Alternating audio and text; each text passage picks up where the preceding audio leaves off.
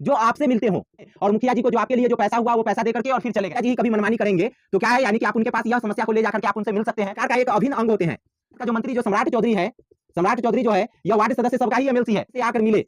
Direct ward सदस्य सबसे आकर के जो मिले वार्ड सदस्य को ब्लॉक ब्लॉक पर जाकर के पीटे हैं। हेलो फ्रेंड, नमस्कार। आप सभी का बहुत बहुत स्वागत है हमारे Everest coaching centre YouTube channel पे। तो आज के वीडियो में हम आपको बताने जा रहे हैं कि एमएलसी का जो चुनाव हो रहा है, तो यदि आप एक वार्ड सदस्य हैं तो किसे वोट दे। आप यह बात जान लीजिए, वार्ड सदस्य को काफी प्रताड़ना झेलना पड़ता है, मुखिया जी के द्वारा भी काफी कठिनाई का सामना करना पड़ता है, मुखिया जी भी काफी सताते रहते हैं। तो इसीलिए आप अपने लिए एक अच्छे एमएलसी का चुनाव करें,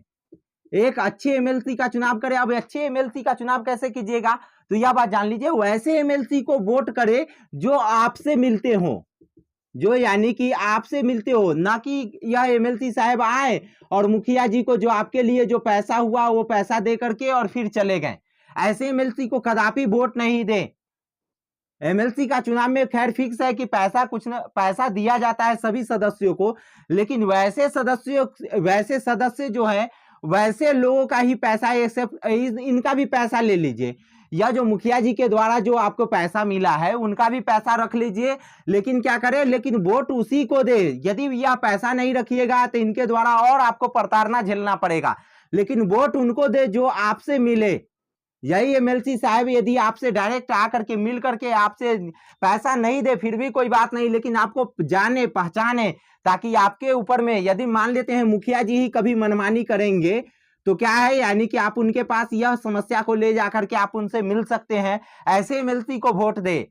ना ही कि ऐसे एमएलसी को जो मुखिया जी को केवल जानते हैं और मुखिया जी को आकर पैसा दे दिए और चले गए। ऐसे एमएलसी को वोट नहीं दीजिएगा, नहीं तो आपको काफी कठिनाई का सामना झेलना पड़ेगा, क्योंकि एमएलसी जो होता है यह सरकार का एक अभिन्न अंग होते हैं, सरकार का यह एक अभिन्न अंग होते हैं और इनके द्वारा भी सरकार को चलाया जाता है, इनके द्वारा भी सरकार का चलाया जाता है, जो कि सरकार में इनका भागीदारी होता है। और जान लीजिए पंचायत का जो है मंत्री, पंचायत का जो मंत्री है, पंचायत जो मंत्री है, सॉरी शिक्षा नहीं, पंचायत का जो मंत्री जो सम्राट चौधरी है, सम्राट चौधरी जो है यह वार्ड सदस्य सबका ही एमएलसी है।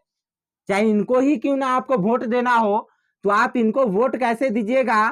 तो आप एक ही तरीके से दे सकते हैं। यानी कि वह कौन सा तरीका है, तो वह जो है सम्राट चौधरी जी डायरेक्ट वार्ड से आकर मिले, डायरेक्ट वार्ड सदस्य सबसे आकर के जो मिलेंगे तभी आप लोग इनको वोट दीजिएगा, नहीं तो आप लोग इनको वोट नहीं दें। किसी को भी आप वोट उन्हीं को दीजिएगा जो आपसे आकर मिले, आपके साथ उनका यानी कि जमाव हो, आपको वह जाने हो पहचाने, ताकि कोई भी प्रश्न जब आपके ऊपर, यानी कि ऐसा भी हमको कहीं पे देखने को मिला है, जो यह मुखिया जी जो है वार्ड सदस्य को ब्लॉक पर जा करके पीटे हैं। किसी भी योजना को लेकर के जब इनका कंप्लेन लेकर के जब बीडीओ साहब के पास जो वार्ड सदस्य चले जाते हैं तो उनको ब्लॉक पर घेर करके यह मुखिया जी पीटे हैं। तो ऐसे एमएलसी को जो वोट दे दीजिएगा तो क्या रहेंगे, वह एमएलसी साहब मुखिया जी को ही केवल जानते हैं, आपको नहीं जानते हैं, आप क्या है उनको पता भी नहीं है। तो ऐसे एमएलसी को मत वोट दीजिएगा जो केवल मुखिया जी से आकर के और मिलकर चले जाएं, एक एक वार्ड सदस्य से मिले, वैसे एमएलसी को वोट दीजिएगा, चाहे किसी भी पार्टी का क्यों ना हो, किसी भी पार्टी का क्यों ना हो, पार्टी बेस्ड यहाँ पे यह चुनाव होता है एमएलसी का। लेकिन आप यह नहीं करके आपको क्या करना है, तो आपको जो है वैसे एमएलसी को वोट देना है जो आपसे मिले और आपकी समस्या को समझे, आने वाले समय में आपकी समस्या को समझे, आपके साथ कदम पे कदम मिलाकर के चलने के लायक हो, आपको उनके पास जाने में किसी भी प्रकार का परेशानी महसूस नहीं हो,